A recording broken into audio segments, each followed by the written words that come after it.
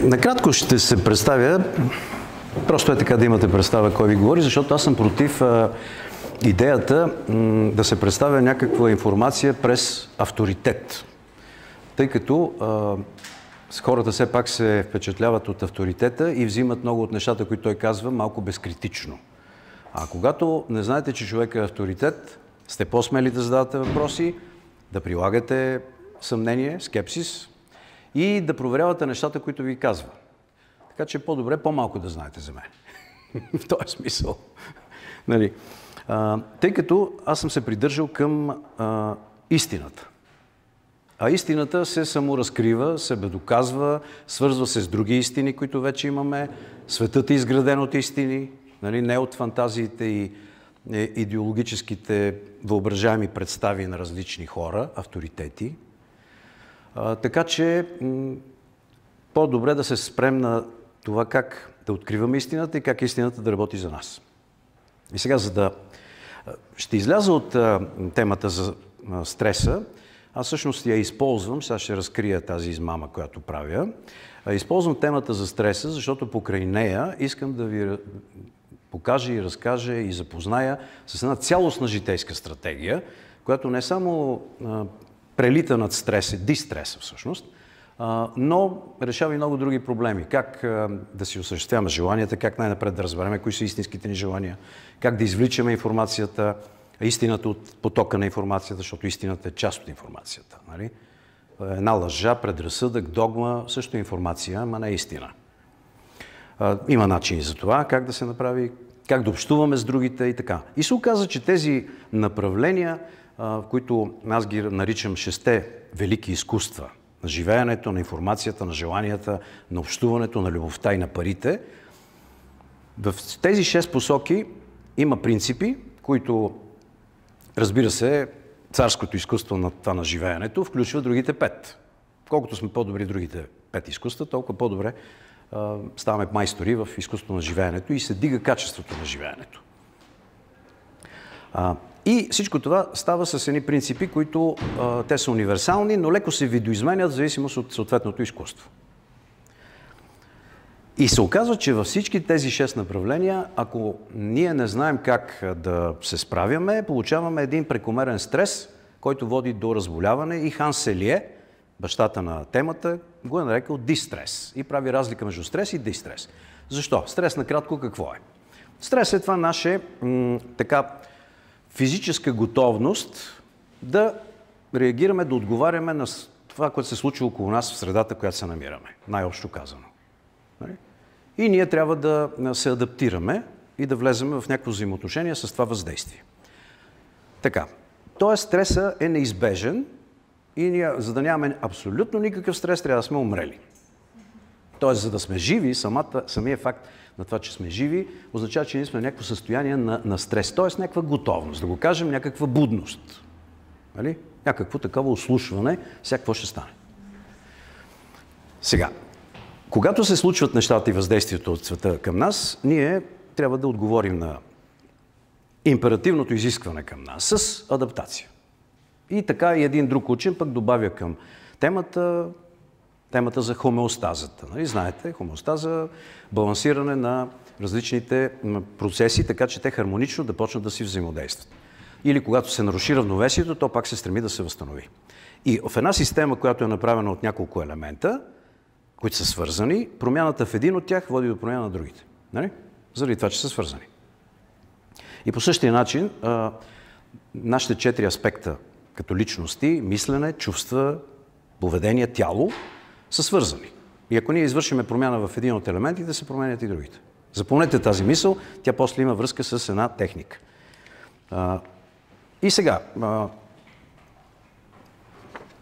стресът, когато добие прекомерно голям интензитет или продължителност, се превръща в дистрес. Защото това е изисквано от средата вече, за да отговорим ние на него, се нуждаем от някаква енергия.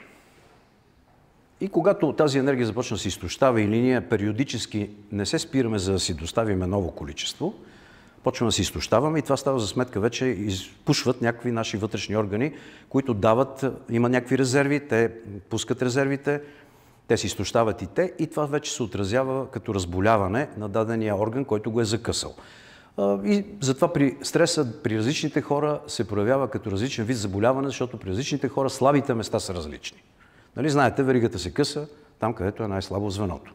И понеже различните хора имат различна структура, генетично предразположение и така нататък, това прекомерно изискване от средата и хронифициране на нуждата нещо да правиме, води до дистрес, както го нарича Ханс Селие, т.е. вече един прекомерен, отвъд нормалния стрес, напрежение, което изчерпва нашите ресурси и ни разболява, или най-малкото живеем в едно така нежелано, дискомфортно състояние. Тук съм направил една спирала на изтощението, защото нещата стават постепенно и скрито. Невидимо почти за нас. Да речем, започват първо с нарушаване на съня.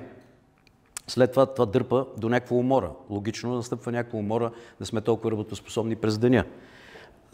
Спиралата обаче продължава да се вие надолу, да ни сваля, тъй като изискването от света продължава.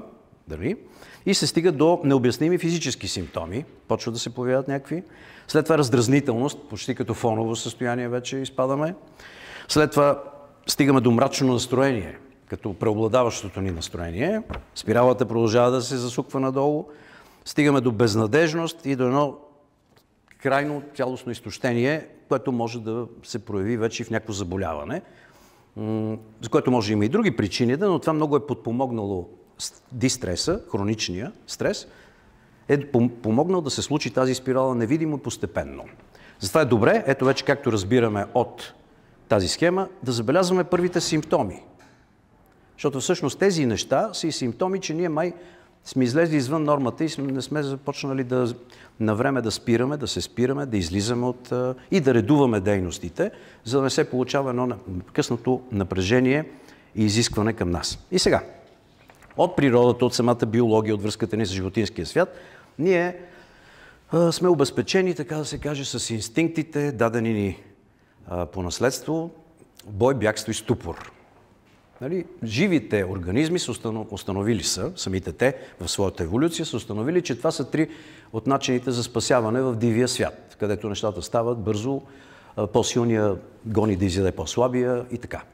И затова това е заложено в нас като инстинктивна реакция, когато нещо ни оплаши, в зависимост от бързата преценка, ако е много страшно да побегнем, или ако преценим, че може да се пребориме, да скочим да се пребориме, или пък да замръзнем, да се снишим, да не издаваме звук и може да ни се размине, да мине покрай нас и да не ни закача.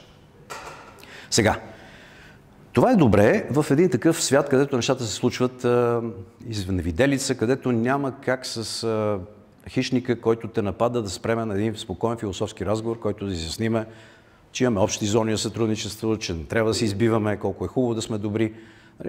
И затова сме обезпечени, живия въобще организъм, обезпечен с това, с тези инстинкти. И даже доказано, че амебата, като получават дразнение, първата реакция е да се отдалечи от дразнителя. Така обаче, какво се случва, ако не може да се отдалечи? Тогава тя трябва да се адаптира, като намали степента си на дразнение, защото ако не може да избяга, обаче дразнителя продължава да действа и то тогава се получава една вътрешна компенсация с промяна на прага на чувствителност, за да може да си запази ново ниво на комфорт. Нали? Адаптацията всъщност е това, достигане на ново ниво на комфорт. И то се случва чрез извършване на някаква промяна. Нали? И сега, ето го тук главният проблем. Така изнесен в по-общ вид. Човека и светът или поведението на други хора, защото нали, винаги сме обкръжени с някакви хора, въздействат ни и се получава някакво изискване за промяна. Нали? От това въздействие и взаимодействие.